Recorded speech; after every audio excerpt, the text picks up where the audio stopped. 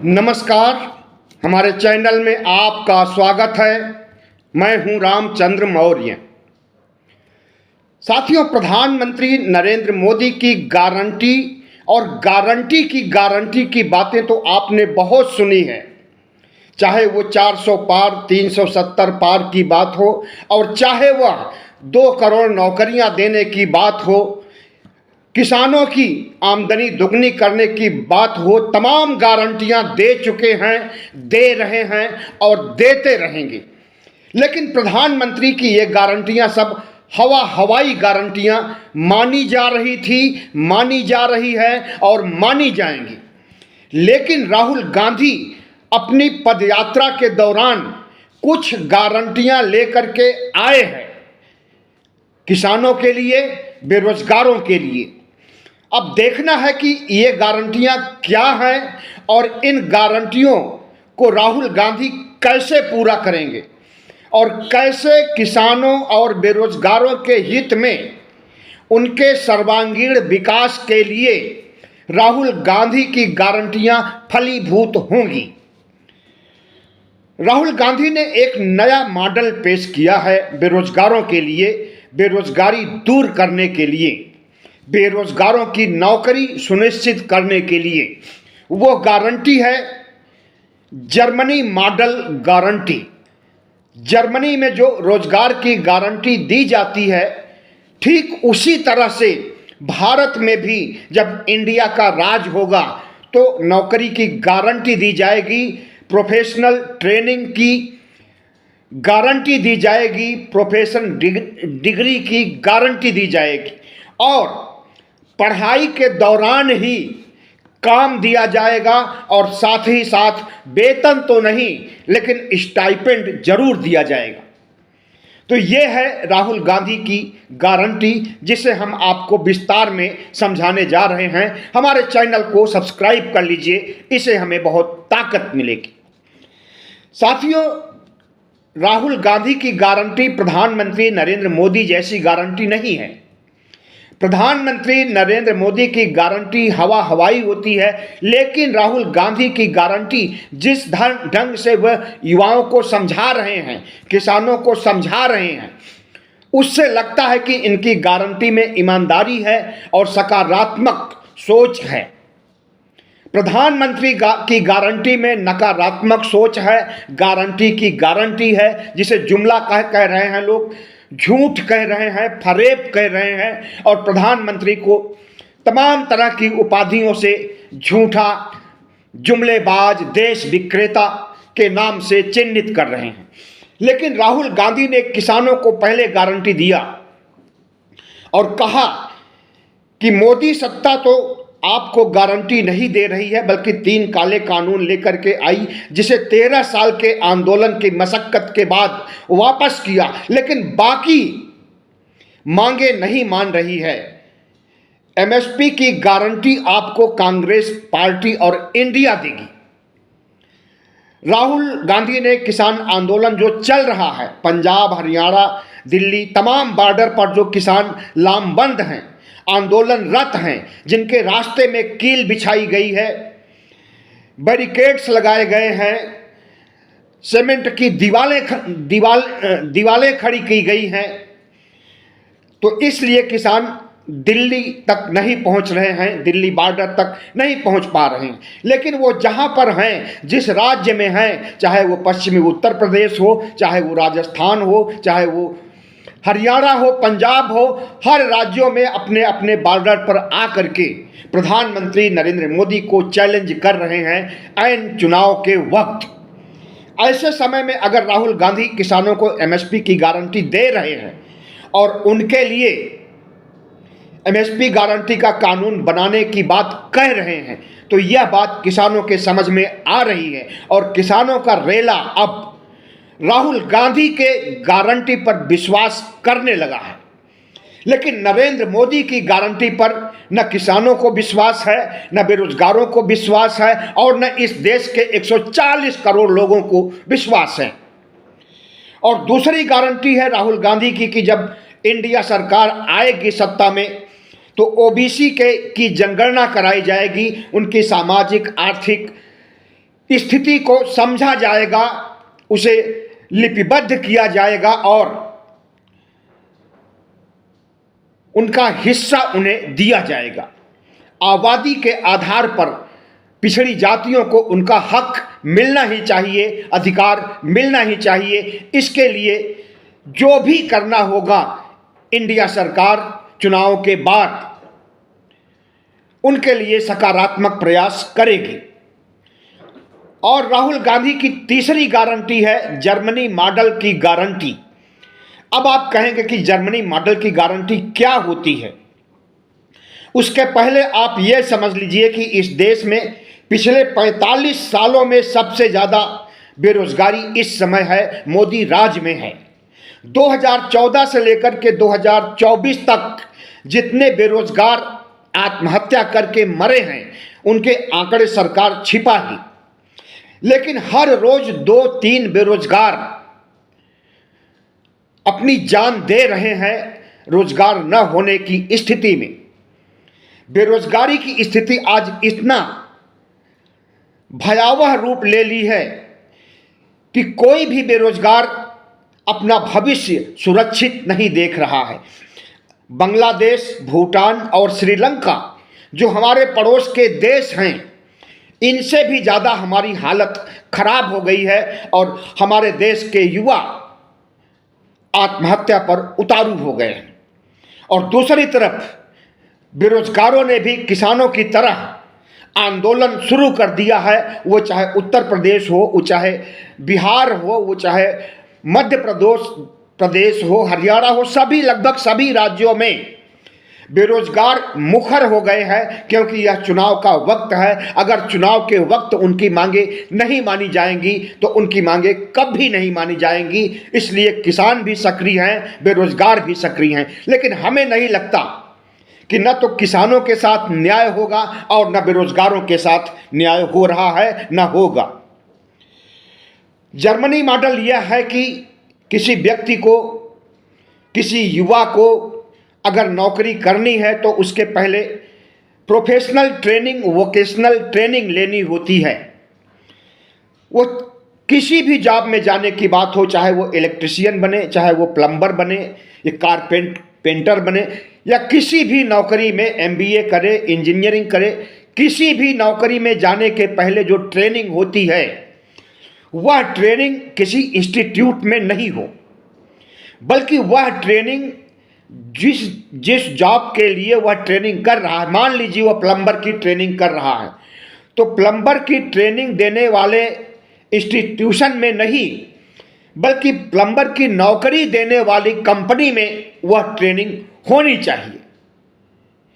और उस ट्रेनिंग के दौरान स्टाइपेंड, जिसे कि एक छोटा सा वेतन कह सकते हैं, कि उसका पॉकेट खर्च भी चलता रहे, स्टाइपेंड देना जरूरी होगा।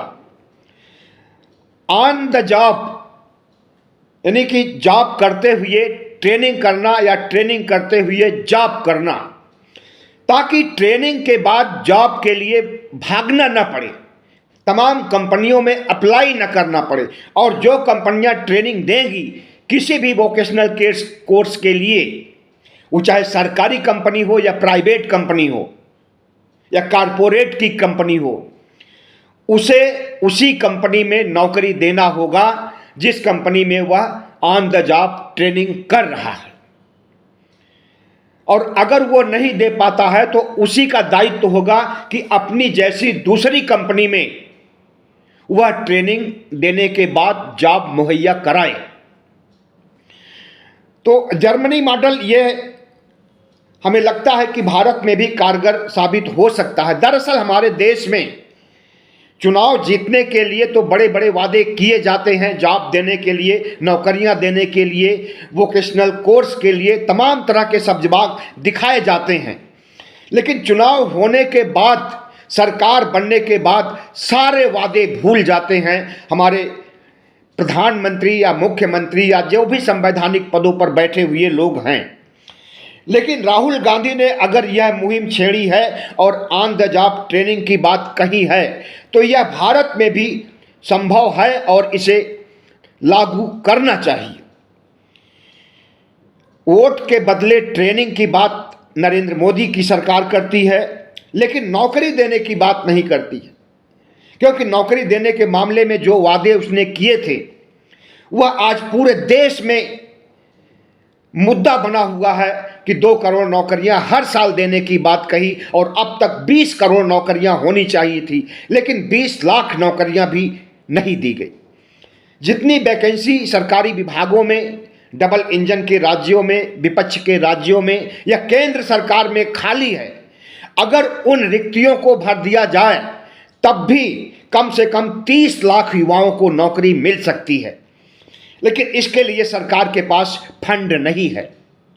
नौकरी देने के लिए, इंफ्रास्ट्रक्चर बढ़ाने के लिए, इंफ्रास्ट्रक्चर खड़ा करने के लिए, जो कि विकास की एक मूलभूत इकाई है, इसे खड़ा करने के लिए प्रधानमंत्री नरेंद्र मोदी के पास पैसा नहीं है। लेकिन हर राज्यों के हर जिलों में गगनचुंबी 5 स्टार कार्यालय बनाने के लिए भारतीय जनता पार्टी के पास अकूत पैसा है। विधायक एमपी खरीदने के लिए अकूत पैसा है। चुनी हुई सरकार को गिरा करके अपनी सरकार बनाने के लिए अकूत पैसा है। सेंट्रल विस्टा जैसे कार्यक्रम लगा करके नए संसद भवन बनाने, नया सुप्रीम कोर्ट बनाने और नए तमाम से इंफ्रास्ट्रक्चर खड़ा करने के लिए सरकार के पास बहुत पैसा है, जबकि अभी नए संसद भवन की जरूरत नहीं थी। अभी 100 साल भी नहीं पूरे हुए हैं पुरानी संसद भवन के, और पुरानी संसद भवन में किसी तरह की कोई कमजोरी या दरार ऐसा कुछ भी नहीं है। अभी कम से कम वह 100 साल तक और चल सकती है। लेकिन प्रधानमंत्री नरेंद्र मोदी अपना नाम इतिहास में अमर रखने के लिए सेंट्रल विस्टा प्रोग्राम लेकर के आए और नए संसद भवन, नया सुप्रीम कोर्ट आदि बनाने के लिए अकूत पैसा खर्च किए। लेकिन बेरोजगारों को अगर रोजगार नहीं दे पा रहे हैं तो इनके पास एक ऑप्शन है कि बेरोजगारों को सहायता दें, उन्हें भत्ता दें, बेरोजगारी भत्ता। लेकिन बेरोजगारी भत्ता भी नहीं दिया जा रहा है। ऐसे समय में जब बेरोजगारी दर बढ़ करके 6.6% हो गया है और पिछले 45 सालों में सबसे ज़्यादा बेरोजगारी झेल रहे हैं इस देश के युवा, ऐसे समय में अगर राहुल गांधी मास्टर स्ट्रोक खेल रहे हैं और भले ही ये चुनावी मुद्दा माना जाए, लेकिन चुनावी मुद्दे के बहाने अगर बेरोजगारों का हित साधने की बात की जा रही है और उस पर ईमानदारी से अमल करने की बात कही जा रही है, इसे घोषणा पत्र में भी रखा जाएगा और उसका ब्लूप्रिंट तैयार हो रहा है। देश के युवाओं को समझाया जाएगा कि उन्हें कैसे नौकरी दी जाएगी। नरेंद्र मोदी की तरह नहीं कि हवाई कह दे कि हाँ 2 करोड़ नौकरियां देंगे, लेकिन उसके लिए उनके पास कोई ठोस इंफ्रास्ट्रक्चर नहीं हो, कोई उनका मंसूबा बिल स्ट्रांग उनका ना हो, ऐसा नहीं है। राहुल गांधी के इस बात में दम है और जर्मनी मॉडल अगर उनका कारगर हो गया तो इस देश के युवाओं का कायाकल्प होने वाला है। पर्चा लीक के मामले में राहुल गांधी का कहना है, या यूं कहे कि गारंटी है, कि अगर पर्चा लीक होने पर पूरी सख्ती लगाई जाएगी, रोक लगाई जाएगी, कड़े कानून बनाए जाएंगे। लेकिन उसके बावजूद अगर पर्चा लीक होता है तो सरकार मुआवजा देगी युवाओं को, जो उन्होंने अप्लाई करने में, आवेदन करने में पैसे खर्च किए हैं वो तो दिए जाएंगे, साथ में उन्हें सहायता राशि दी जाएगी और उनका एक तरह से आर्थिक रूप से उन्हें मदद पहुंचाई जाएगी। इस बात को नरेंद्र मोदी नहीं मानने वाले हैं, क्योंकि नरेंद्र मोदी सिर्फ हवाई बातें कहने में विश्वास रखते हैं और हवाई बातें कह करके लोगों का वोट हासिल करना चाहते हैं। लेकिन राहुल गांधी ने जो मुहिम छेड़ी है, अगर यह मुहिम कारगर साबित हुई तो इस देश के युवाओं के लिए वरदान साबित होगी। ऐसा नहीं है कि हमारे देश में अप्रेंटिसशिप या ऑन द जॉब ट्रेनिंग के लिए कानून नहीं है। 1986 में अप्रेंटिस एक्ट बनाया गया था, जिसमें ऑन द जॉब ट्रेनिंग देने की बात कही गई थी और बड़ी कंपनियां, खास करके मल्टीनेशनल कंपनियां जो भारत में काम कर रही हैं, वे आज भी एमबीए किए हुए और इंजीनियरिंग किए हुए इस तरह के वोकेशनल कोर्स, प्रोफेशनल कोर्स किए हुए युवाओं को अप्रेंटिस में रखती हैं और उन्हें स्टाइपेंड भी देती हैं, लेकिन वह ट्रेनिंग के बाद देती हैं। ऑन द ट्रेनिंग जॉब नहीं होता है उनका। लेकिन जो राहुल गांधी जर्मनी मॉडल को अपनाना चाहते हैं इस देश में, उसमें किसी इंस्टीट्यूशन में आपको एडमिशन लेने की ज़रूरत नहीं है। इंस्टीट्यूशन में ट्रेनिंग देने वाला इंस्टीट्यूट पैसे लेता है और भारी भरकम पैसे लेता है। कोर्स के नेचर के आधार पर पैसे लिए जाते हैं। लेकिन जो राहुल गांधी का या जर्मनी मॉडल है, उसमें इंस्टीट्यूशन तो बंद हो जाएंगे। जो ट्रेनिंग देते हैं रहेंगी वो कंपनियां और वही इंस्टीट्यूशन का काम करेंगी। युवाओं से पैसे लेने के बजाय उन्हें स्टाइपेंड देंगी और ट्रेनिंग देंगी और नौकरी देंगी। तो कितना अच्छा आइडिया है राहुल गांधी का। अब ये देखिए युवाओं के समझ में आता है या नहीं आता है, लेकिन इतना जान लीजिए कि हमारे देश में मतदाताओं की संख्या 2019 के मुकाबले लगभग 7 करोड़ ज़्यादा हो गई है। 91 में 2019 में 91 करोड़ मतदाता थे।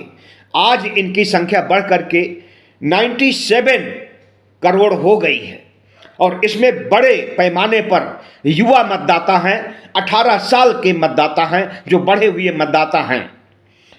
अगर राहुल गांधी का यह जर्मनी मॉडल उन्हें पसंद आ गया तो हो सकता है कि वो इंडिया को जिताने के लिए, राहुल गांधी को जिताने के लिए बेरोजगार एक मुश्त से वोट दें, जैसे पुलवामा के नाम पर प्रधानमंत्री को वोट दिया था 2019 में इस देश ने। और किसानों के समझ में अगर बात आती है कि उन्हें एमएसपी पर गारंटी देने की गारंटी राहुल गांधी दे रहे हैं और दे सकते हैं, तो हो सकता है कि इस देश के 60 करोड़ किसानों का वोट भी राहुल गांधी और इंडिया की झोली में पड़े। तो राहुल गांधी ने प्रधानमंत्री नरेंद्र मोदी के 400 पार 370 पार की हवा निकाल दिया है बेरोजगारी और किसानों की समस्या को उठा करके। और जिस तरह से जो मॉडल पेश किया गया है, उससे राहुल गांधी और इंडिया गठबंधन के तमाम घटक दल बहुत उत्साहित नजर आ रहे हैं और प्रधानमंत्री नरेंद्र मोदी और एनडीए का कुनबा राहुल गांधी के इस मास्टर स्ट्रोक से निराश है, हताश है और परेशान है।